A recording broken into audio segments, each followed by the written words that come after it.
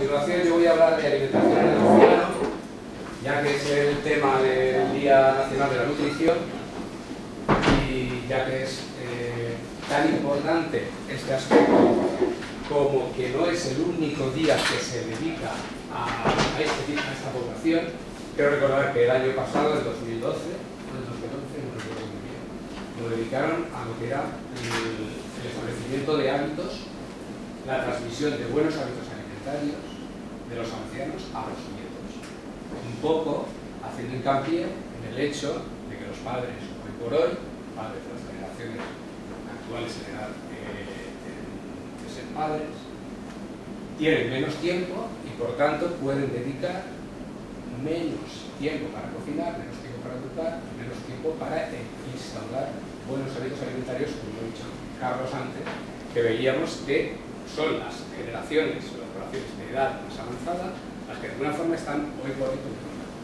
Bien, pues eso sí, voy a repetir un poquito el tema porque las charlas que tuvimos la semana pasada eran, pero claro, como habría que hablar del envejecimiento porque estamos en ese tema, pues bien, en principio recordaos lo que también ha comentado Carlos, el hecho de que la pirámide poblacional es una pirámide que cada vez se desplaza más hacia las zonas altas de edad, es decir, hacia los tramos de los 60 años. Se considera ya, pues en el 2025 ya una gran parte de la población, como veréis ahí, pues puede estar en este rango, ¿no? de edad, pues 50, 60 ya, prácticamente un 30%. En definitiva, eso es importante, eso lleva consigo una gran cantidad de problemas de salud, puesto que a esa edad empiezan a aparecer patologías. Hay patologías crónicas y hay patologías, no olvidemos, que están relacionadas todas ellas, o en la mayor parte, con la alimentación. Se supone que los factores nutricionales son un 50% de las patologías crónicas. Entonces eso nos hace ver la importancia que tiene la alimentación a lo largo de la vida y la alimentación que tiene también en la etapa de la vejez como específica. Eso es lo que vamos a pasar a continuación. En definitiva, podemos decir que la nutrición juega un papel primordial para determinar la calidad de vida también. Se ha hablado de esperanza de vida y también calidad, puesto que las patologías son ingresos y es deterioro de la calidad de vida. La calidad de vida, indudablemente un ingreso, deteriora muchísimo la calidad de vida. También la esperanza, puesto que la malnutrición es un índice que predice mortalidad. Bien, pues a partir de ahora vamos a ver previamente una pequeña nota, porque claro, no podemos hablar de ancianos en general.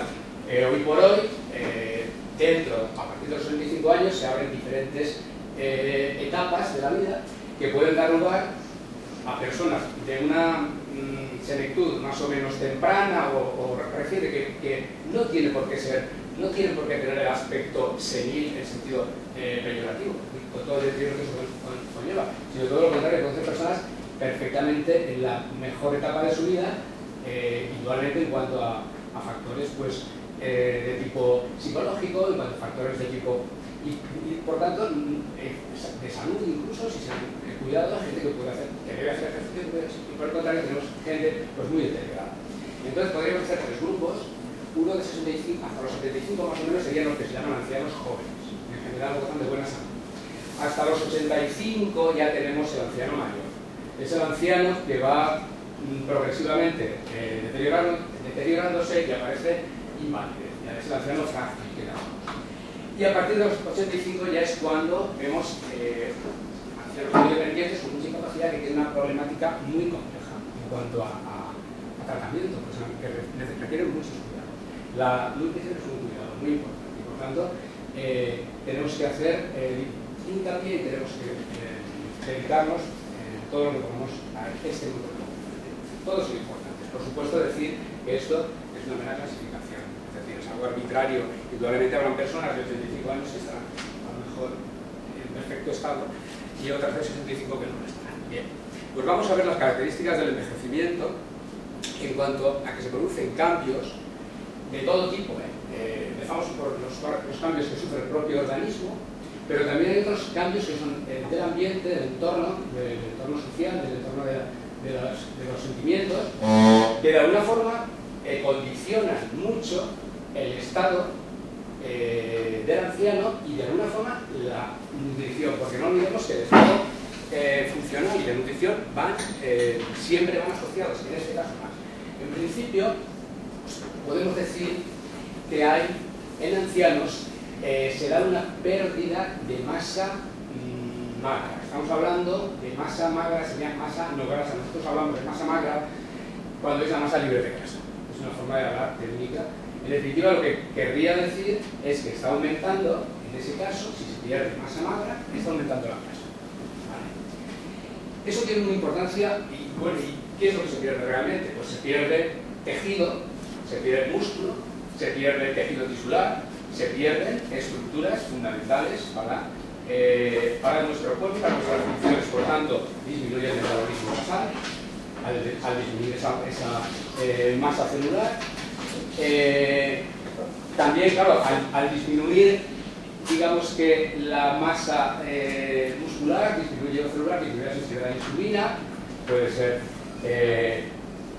disminuye las propiedades físicas, disminuye la potencia muscular, disminuye la respiración. En definitiva, se producen unos cambios tanto de tipo funcional como de tipo interno, pues que de alguna forma están condicionando la alimentación, porque indudablemente esta pérdida de masa magra lleva unas condiciones implícitas con respecto a la alimentación, que sabéis que son una disminución del gasto metabólico y por tanto una disminución de las necesidades energéticas.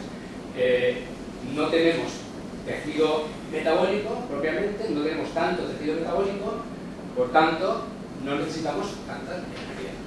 Es uno de los aspectos principales. Luego también decir que las capacidades físicas, al verse mermadas, de alguna forma también limitan bastante el estado nutricional, porque también provocan un deterioro muscular. Entonces, estos aspectos van todos relacionados. Por una parte la alimentación y por otra parte el estado funcional, digamos que se retroalimentan. Uno va asociado con el otro, de forma que, de alguna forma, pues hay que cuidar todo. Bien, en cuanto al esqueleto, disminuye la densidad ósea, siendo muy frecuentes la osteoporosis y las fracturas, como veis, una anciana que tenemos aquí. En cuanto al apetito y a la evolución, bueno, veo gente que estaba aquí, pero se me ha marchado ahora, que estuvieron en la charla del otro día. Los que estuvisteis, otros no estuvieron, pues si os repito un poquito más, claro, se había que hablar de esto. Lo he tratado de cambiar un poco, como veis, no son las mismas diapositivas. Bueno, pero básicamente, en cuanto al apetito y a la evolución, ahí hay anorexia. Las disminución por secreciones de neurotransmisores y sustancias que de alguna forma regulan el apetito, hormonas como la colecistitina, etc. Todo eso favorece per se una falta de apetito que está presente en la anciana, en mayor o menor medida, indudablemente, dependiendo de su estado funcional. También disminuye la estimulación de los sentidos, la estimulación sensorial, con la importancia que tiene la estimulación del gusto, del olfato, de la vista, incluso para la alimentación. Porque todos sabemos cuando comemos más o menos, comemos más cuando nos gusta, y comemos de lo que nos gusta porque nos apetece y porque nosotros vemos que eso es bueno. Entonces estas personas de estas edades adultas tienen problemas en cuanto a establecer esa sensibilidad. Incluso, indudablemente, digamos que pueden realmente disminuye también la capacidad que tienen para, no solo para los sabores, sino para el olfato, en definitiva para todos, para disfrutar de la comida. Por tanto, es un aspecto que hay que cuidar. Hay que disfrutar la comida, hay que cuidar las presentaciones, hay que buscar sabores, hay que de alguna forma evitar caer en un error que tienen muy frecuentemente, que es que como disminuye precisamente este umbral de sensibilidad a los sabores, sobre todo los dulces y los salados, se produce el error contrario, es decir, se toman alimentos muy dulces y muy sazonados, con el problema del sodio que lleva. Bueno, luego también hay problemas de disfagia, etc. En cuanto al envejecimiento, también tiene un aspecto que influye directamente en lo que sería el proceso de digestión y absorción de los alimentos. Una persona mayor tiene un deterioro a todos los niveles, a nivel esofágico, a nivel gástrico, a nivel intestinal, de las funciones propias del aparato digestivo, que no olvidemos que de ellas depende la absorción de los alimentos. Es normal que a esta edad aparezcan déficits de vitamina B12 o de hierro, incluso si son debidos a una falta de producción de ácido estomacal. También puede aparecer anorexia debido a la, como hemos dicho, a la disminución de la cortisol, otra cosa que tiene que ver con el llenado, una cosa que manda el estómago al cerebro en cuanto está saciado, o lleno, mejor dicho. También hay alteraciones en mecanismos de transporte y motilidad intestinal. Estamos hablando de mecanismos de transporte, sean los que hacen que los alimentos se absorban. Y entonces pueden observarse déficits, problemas de absorción, especialmente el calcio. El calcio es uno de los minerales que más tenemos que cuidar en la alimentación del anciano, el calcio. Por último, se produce estreñimiento, puesto que esa falta de actividad muscular que hemos comentado al principio también afecta al intestino. Se produce una ralentización del tránsito intestinal, originando el estreñimiento tan típico. Bien, sobre todo el fecaloma, en su grado extremo. Los cambios metabólicos se producen en esta edad a todos los niveles. Ya hemos dicho, la tasa metabólica disminuye, pero también aparecen otras alteraciones. Por ejemplo, hay resistencia a insulina, con lo cual aparece hiperglucemia a veces, otras veces lactosa, no es un cambio metabólico, pero en fin, también se ve. El metabolismo de las proteínas está aumentado debido a que hay un mayor recambio proteico. ¿Qué quiere decir esto? Quiere decir esto que a nivel muscular, a nivel proteico, hay un recambio siempre en todas las etapas de la vida, las cuales siempre se equilibran de alguna forma. Hay un recambio que es neutro, nulo, es decir, la ingesta, los ingresos compensan las pérdidas y el balance total es cero, pero en este caso las pérdidas compensan el ingreso, por tanto hay un balance que se llama negativo. Entonces eso es importante y eso se produce porque hay un deterioro del tejido muscular, de la estructura proteica. Es decir, a esta época lo que sucede es que todos los procesos, como veis, están alterados, y están alterados en el sentido de la disminución de efectividad. Y por último, el colesterol se estabiliza.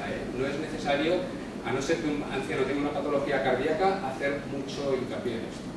Bien, por último, la sensación de sed desaparece, como os decía antes, con el gusto, con la sed sucede lo mismo, y aparece deshidratación. Todos los ancianos muchos ancianos los vemos aquí deshidratados. Tienen ingresos que podrían evitarse con 3 vasos de agua al día. Y no los toman e ingresan en la hospital. Inmunocompetencia también, el tema de la inmunocompetencia está indicando que las defensas bajan y, como os decía, todo está muy relacionado con la alimentación, porque una buena alimentación aumenta las defensas, aumenta el sistema inmunológico. Otros aspectos importantes que tienen que ver con el envejecimiento, pero que de alguna forma ya no tienen que ver con las propias alteraciones corporales, serían, como he dicho antes, los cambios del entorno. Bien, en cuanto a los cambios más importantes, aparecen depresiones que tienen su origen o su aparición pues, en los momentos, en este momento tan crítico de la vida, ¿no? En el que hay pues, una proximidad de la muerte, que hay pérdidas familiares, que hay disminución de roles sociales, que hay marginación. Entonces, el anciano pues, tiene una forma de ser especial, tiene unas características que lo hacen sensible a todo. Es muy difícil relacionarnos con él, y es muy difícil que nos haga caso, y es muy difícil, pero hay que tener en cuenta pues, que, claro, su situación es delicada, su situación personal, su situación psicológica. Por otra parte, también como os he dicho antes, como las capacidades funcionales, dificultan hacer la compra, preparar la comida, desplazarse, etc. Entonces esto exige muchas veces volcarse y apoyar estos aspectos para evitar que el deterioro de salud nutricional. Si simplemente una persona que viva sola o con su señora mayor en casa y no pueden desplazarse, pues van a comer muy mal. Van a comer normalmente, van a comer muy mal. O van a comer otra cosa que van a comer lo que les apetece porque ya les da igual todo y no pueden cuidarse, y otra cosa es porque no van a poder. Entonces, en este caso sí que tenemos que resolver ese problema en primer lugar, el problema de las capacidades funcionales. Bueno, pues ya visto esto, ahora lo que me gustaría es indicar cuáles son las necesidades que tiene la población anciana en kilocalorías y en nutrientes para población sana. Estamos hablando de población sana porque a lo mejor sabéis que cuando las personas están enfermas necesitan comer más o menos, entiendo, pero bueno, esto sería en principio para una población anciana que no tienen gran patología, que tienen una patología normal, fijaos. En cuanto a la energía, ya lo sabemos que las necesidades energéticas, las necesidades de calorías, disminuyen con la edad. Porque se va reduciendo la actividad física, como hemos dicho, y la masa muscular, que decíamos al principio. Se calcula que cada década pueden reducirse 300, 400 kilocalorías a partir de los 50 años. En definitiva, un valor que apuntan, porque para fijar estos valores pues hay que ser bastante arriesgado, pero un valor que se apunta por ahí como bastante sería 30 kilocalorías. Se dice para un adulto 35, para un anciano 30 por kilo de peso. Quiere decir que un anciano de 50 kilos, pues 1500 kilocalorías, más o menos, es una primera aproximación. En cuanto a las necesidades de proteínas, bueno, aquí hay toda también una dificultad, puede ser una polémica, porque claro, hay gente que dice, bueno, pues que realmente las necesidades no son mucho mayores que las personas adultas de otras edades no tan tardías. Pero es cierto, y se ha observado, que hay una pérdida de masa muscular, que hay una disminución de capacidades que mejoran todas con una ingesta proteica elevada. Es decir, se ha observado que el anciano tiene que tomar proteínas. Si miráis en muchos sitios veréis que no, que dice que la misma. Bueno, esto no parece ser cierto, entonces recomendamos ingestas de proteínas mayores que las de una persona más joven. Pero claro, mayores en cuanto a las necesidades suyas en término relativo, porque no estamos hablando en términos absolutos. Me explico. Una persona mayor puede pesar 50 kilos y puede necesitar, por poner un ejemplo, 2 gramos de proteína, necesitaría 100 gramos. ¿De acuerdo? Una persona más joven a lo mejor pesa 80 y necesita 1,5. Entonces, evidentemente, serían 120 gramos. Me explico un poco, ¿no? Que todo es muy relativo. O sea, las necesidades son mayores, pero no quiere decir que haya que comer más que antes. A lo mejor con la misma cantidad más o menos tenemos bastante, pero que se mantenga esa cantidad, que es lo que nos sucede en cuanto a proteínas, carnes, pescados, etc. Bien, aparte hay un aspecto a tener muy en cuenta, y es que las enfermedades crónicas, todas las enfermedades crónicas, casi todas las enfermedades crónicas, producen una disminución de los niveles de proteínas y por tanto las enfermedades agudas. He dicho crónicas, perdón, agudas. Las agudas como infecciones, bueno, otras crónicas también, por ejemplo, las patologías crónicas como insuficiencia renal, o cuando una patología se establece como la insuficiencia cardíaca, también requiere unas necesidades más aumentadas de proteínas, también baja. Entonces, y se produce desuficiencia. Bueno, y por último, fijaos, esto es muy importante, porque le estamos diciendo muchas veces que disminuya la ingesta de calorías, pero es que realmente ellos no tienen que tomar muchas calorías, pero es que realmente ellos toman menos de lo que les decimos. ¿Qué sucede? Pues que las proteínas que les damos las emplean en generar energía, no en generar músculo. Entonces, es muy importante que las proteínas sean altas y también las calorías. Y básicamente, que de alguna forma, para que haya una utilización eficaz de las proteínas, se aborden los de proteínas. También calorías. Bueno, pues los expertos en geriatría, que son los que más saben de esto, pues dicen que para atenuar la sarcopenia de la población, de 1 a 1,2 gramos por kilo. Si queremos recuperar, hacer un balance positivo, 1,5. ¿Qué quiere decir 1,5? Quiere decir un anciano de 50 kilos, 75 gramos de proteínas. ¿Son 75 gramos de proteínas? Bueno, de alguna forma los nutricionistas ya lo saben, pero los que no estamos hablando de 75 gramos de carne, estamos hablando de 75 gramos de proteínas. La proteína es un nutriente de la carne. 75 gramos de proteínas a lo mejor están en 200 gramos de carne, ¿vale? Bueno, estarían en un poco más. Vale. Bien, estamos hablando de gramos de proteína, no de gramos de carne ni de pescado. Bien, se pueden hasta 2 gramos por kilo. Y estas dosis, estas recomendaciones serían menores si coexiste enfermedad hepática o renal sobre todo, donde hay que llegar a un compromiso entre lo que es un aporte elevado y lo que es una necesidad menor por la propia patología. Si el enfermo es desnutrido, desde luego hay que dar proteínas, no hay que hacer cuidado con las restricciones en las dietas de los pacientes desnutridos. Bueno, esto un poquito es para ver cómo, digamos que cómo se reparten las diferentes raciones, raciones de nutrientes. El primer nutriente que hemos visto son las proteínas, el segundo nutriente son los carbohidratos. Los carbohidratos serían los alimentos ricos en hidratos de carbono, como por ejemplo, o sea, los carbohidratos son nutrientes que están en este tipo de alimentos, como pan, legumbres, etc. El 50 o 55% del aporte energético total debe ser proporcionado por los alimentos ricos en carbohidratos, o por los carbohidratos, mejor dicho. ¿Qué quiere decir eso? Quiere decirse que la mitad de lo que comemos, la mitad de lo que come un anciano, estamos hablando de un anciano, la mitad en calorías, no en volumen. La mitad debe ser pan, debe ser pasta, debe ser arroz, debe ser legumbres, garbanzos, lentejas, etc. O sea, la base de la alimentación, que es lo que dice la vida, hidratos de carbono. ¿Qué tipo de hidrato de carbono? Pues los complejos, es decir, los que tengan a los almidones, las féculas, y limitar los azúcares simples. Los azúcares simples tienen que limitarse un 10% de la dieta. A continuación, los lípidos sería otro nutriente que están en las grasas. Los lípidos están en las grasas. Y se recomienda que la cantidad de lípidos no sea mayor del 30%, el 30%, el 30%, antes hemos visto el 50%, ahora es el 30%.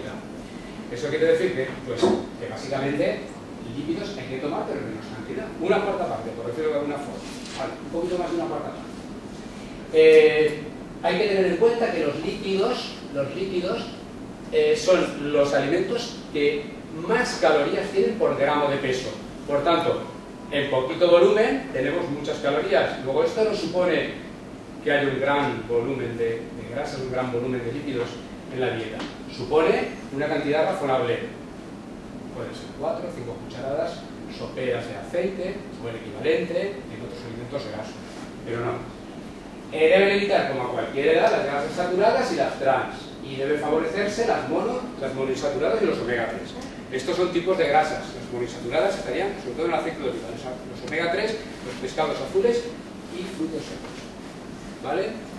Bien, en cuanto a minerales, pues también a esta edad se establecen recomendaciones. Hay una mayor necesidad de minerales, porque si bien es cierto que todos los tejidos disminuyen, los minerales por tanto tendrían que disminuir según esa realidad, lo que sucede es que cuando hacemos análisis, muchas veces, pues ya os decía, se ve el calcio, por ejemplo, por debajo de la normalidad, se ve el hierro por debajo de la normalidad. Eso es debido a alteraciones propias del proceso de envejecimiento. Por tanto, las necesidades son normalmente iguales o incluso mayores. Perdón, sí, pregunte. Antes era con las grasas, se dice que tiene que tomar aproximadamente unas 3 cucharadas de aceite. No, era por poner un ejemplo. Puede ser 4 o 5, dependiendo del total calórico de la dieta. Si el total calórico de la dieta son 2000 calorías, el 30% serían 600. 600 calorías deben provenir de las grasas. Y divididas 600 entre 9, pues aproximadamente saldría, pues eso, 10, ¿cuánto saldría? 600 entre 9. Bueno, pero tiene que tener en cuenta la grasa de los alimentos. Ya, pero por un ejemplo, porque estamos hablando de formas muy... Bueno, vamos a hacer una cosa, perdonad. Voy a terminar y luego se preguntarse mucho mejor, porque si no, termino. Bien. En cuanto a vitaminas, lo mismo sucede que con los minerales. En cuanto a vitaminas, los estados bajos en vitaminas son frecuentes. Son frecuentes, primero, porque no se cubren necesidades energéticas diarias.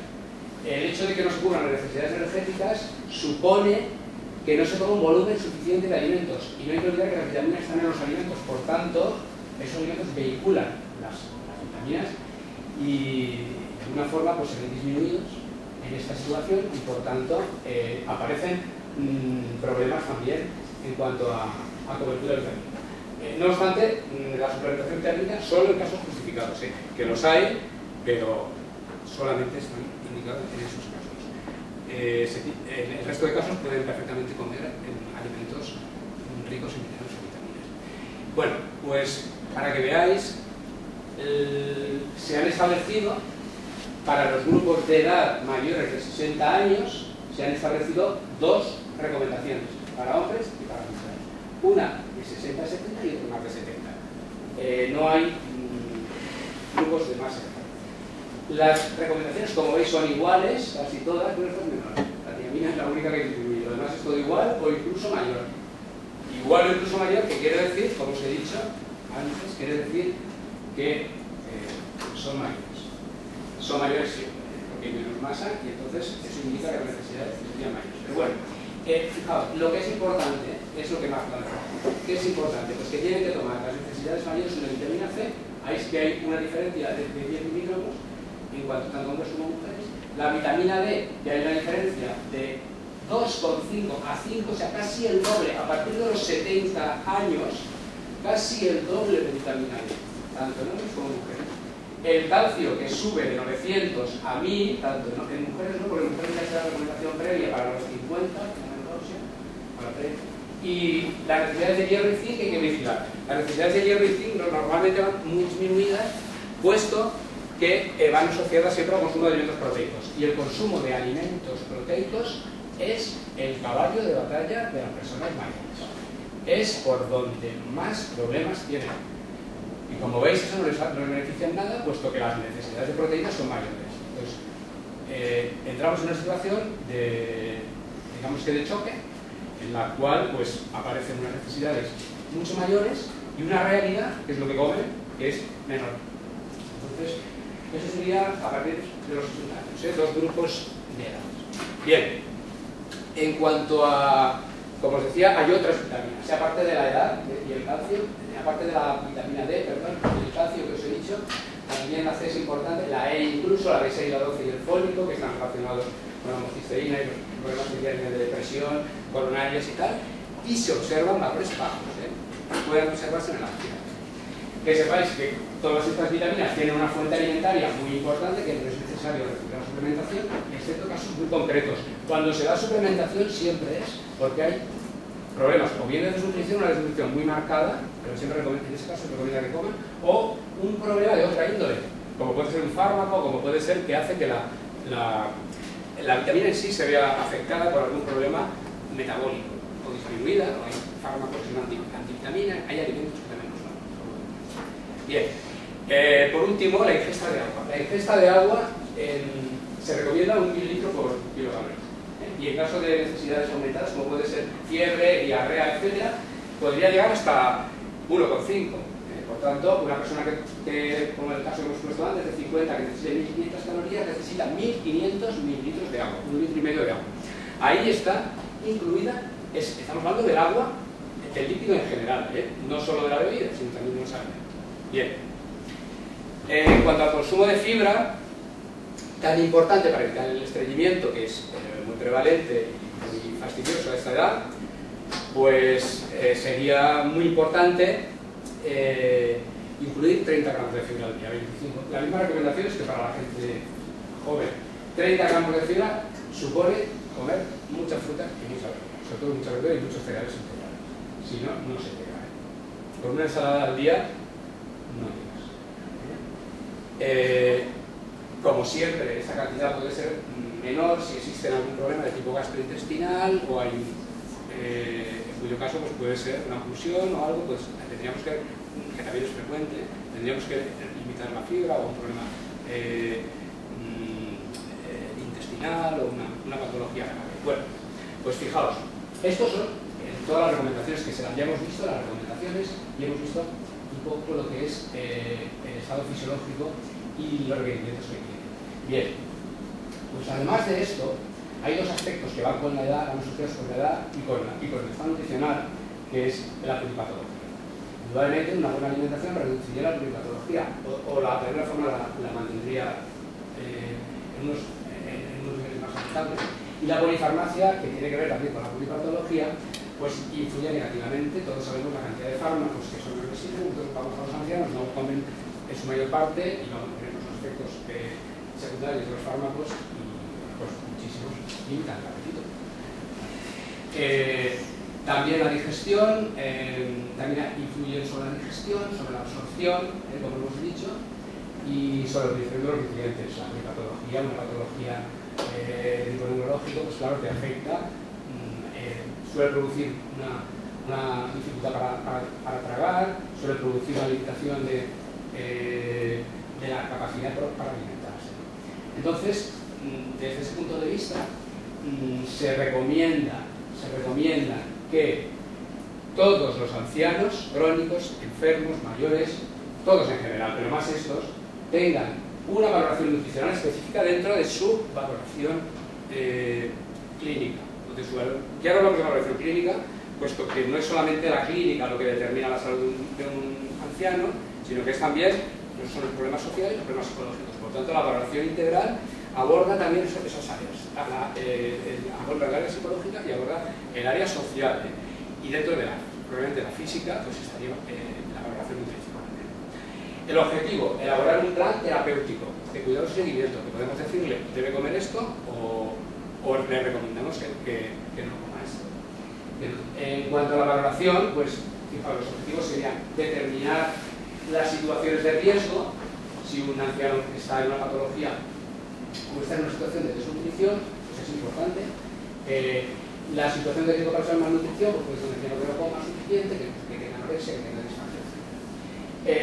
Luego, en otro aspecto, en otra vertiente, es importante la valoración, puesto que nos permite saber si hay o no desnutrición, porque muchas veces podemos a simple vista, o a lo mejor la detectamos, pero a veces no. Entonces es importante tener un método más específico y que pueda identificar la causa de los déficits, es decir, cuál es la causa, si es que tiene una disfagia, es que tiene una diarrea o es que no ha comido. Diseñar el soporte nutricional que conduzca a la mejora, es decir, tenemos que saber qué le tenemos que dar. Todos esos son aspectos de la valoración nutricional. Y por último, evaluar la efectividad. Eso es la valoración nutricional. Bien, cuando se hace esto, se observa que la desnutrición es muy prevalente. Hay un amplio rango de desnutrición en personas mayores, y sobre todo en los que están enfermos o institucionalizados. La población de residencias de ancianos, sobre todo la población mayor y la población que necesita muchos cuidados, está muy desnutrida. Y también está muy desnutrida la población anciana de los hospitales. Más de la mitad están con franca desnutrición. Muchas veces pudiera ser resuelta, otras veces no tanto, porque son factores muy limitantes. Pero bueno. Por tanto, hay que tener en cuenta esto, pues que como ya se ha dicho en tantas ocasiones de los pacientes, los ancianos desnutridos son los que más se enferman y se desnutren más que los enfermos. O sea, un anciano desnutrido enferma más que un anciano normal. Y en este caso pues ya sería muchas veces una enfermedad bastante sería la política, vamos. Pero muchos ancianos, probablemente esta es la evolución final, sería la nutrición o el resultado final. Indicadores de desnutrición en personas mayores podemos tener muchos. Por ejemplo, una pérdida de peso involuntaria. Cuando ya pierde un 5% de peso en un mes, por ejemplo. Un bajo peso para la talla, por ejemplo. O un índice de masa corporal bajo. O una albúmina sérica o un nivel de colesterol bajo. O un cambio en el estado funcional. Cuando pasa de dependiente, ese momento punto de inflexión, ¿no? Que la persona pasa a ser dependiente. O una ingesta alimentaria inadecuada. O otras cosas, pues todo eso en su conjunto nos permite hacer una evaluación del estado nutricional. No una no, porque una...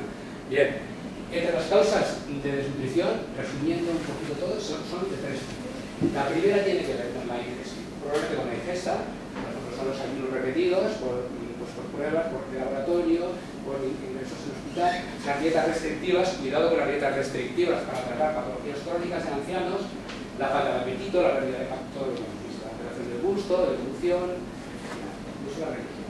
Podría limitar, si le limita, por ejemplo, determinadas ocasiones a comer. La digestión y absorción de nutrientes. Tendríamos también otros aspectos, como pueden ser sequedad de boca, como pueden ser disminución, cambios en glucosa, todos los fármacos, que hemos nombrado, todas las enfermedades y el uso de laxantes. Y en la utilización de nutrientes estaría un estado de hipermetabolismo generado por patologías, la presencia de enfermedades crónicas o enfermedades agudas. Todo esto hace que la desnutrición sea muy prevalente. Consecuencias, pues las consecuencias de la desnutrición, lo primero, el sistema inmunitario pierde efectividad, hay fragilidad, hay menor capacidad de reserva orgánica, por tanto inmovilidad, estados confusionales, úlceras, anorexia, etc. Menor respuesta a la medicación depende directamente del estado nutricional, de los niveles de proteínas circulantes, de albúmina, etc. Y ingresos hospitalarios frecuentes y repetidos, por gran consumo de recursos sanitarios. En definitiva, como veis, esta es la problemática que es tan difícil muchas veces de abordar, dependiendo de la situación, dependiendo del momento, pero que es básico que tengamos en cuenta. Recomendaciones: pues la educación nutricional, recomendar una dieta, lo primero es básico, sobre todo para ancianos sanos, también para nosotros ya, pero nosotros tendríamos que ser un poquito más agresivos, no solamente recomendar una dieta, sino dar alguna cosa más. En estos, pues se ponen recomendaciones que son más o menos las que hemos visto. Por ejemplo, elegir alimentos ricos en fibra, consumir diariamente 8 vasos de agua, posiblemente suplementar la dieta si fuera necesario, no suplementar. Yo una cosa que he puesto sería revisar la dieta en cuanto al calcio y buscar alimentos muy ricos que ya tienes en calcio, vitamina B12, carnes, etc. Y sobre todo, aparte de la dieta, luego revisar el estado.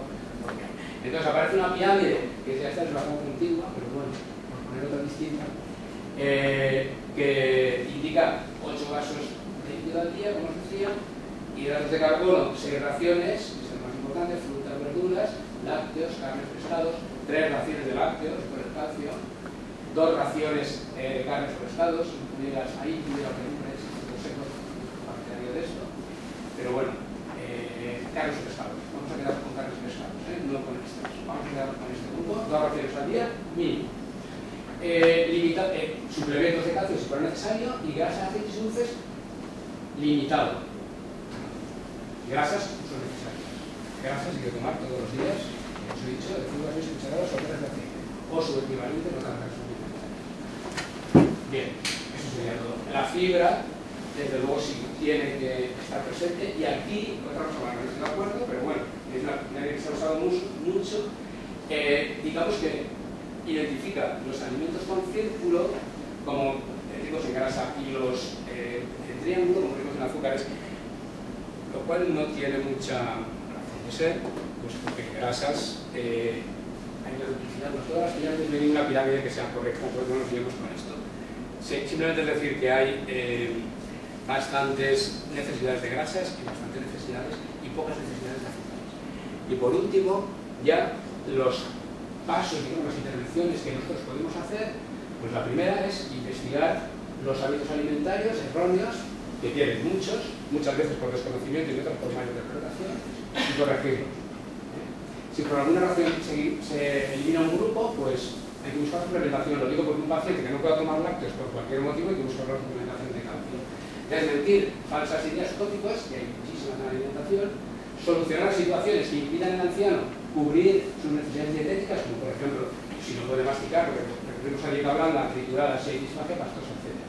Y si es un problema de tipo social, pues habrá que buscar apoyo social también. Y por último, ya me quedaría esto, que es una cosa que tenéis que tener muy en cuenta, sobre todo los que se dedican a esto y todos en general, porque si no, la dieta no se come, no es bueno. Todo esto estamos diciendo es perfecto, pero si el anciano te dice que no, que te lo va a decir porque él va a decir que no a todo, no sirve. Entonces, es mejor hablar con él, ver lo que le gusta, buscar las cosas para facilitarle la labor, teniendo en cuenta la idiosincrasia que tiene en cuanto a sus gustos. Presentaciones atractivas, aromas, animar la compañía. Las comidas en compañía son muy importantes. El anciano que come solo empieza, pues, vamos mal. Yo normalmente como menos, muy peor. Mantener higiene bucal, estimular actividades que favorezcan relaciones sociales, y por último, sería muy importante controlar el peso, el índice de masa corporal y hacer un MK. Eso para los sanitarios sería muy interesante cada 6 meses, más o menos, si hay sospecha o como rutina, hacer esas 3 valoraciones que de alguna forma pues, dan una primera aproximación al estado nutricional. ¿Vale? Pues esto es todo. Hemos terminado, y ahora si queréis comentamos.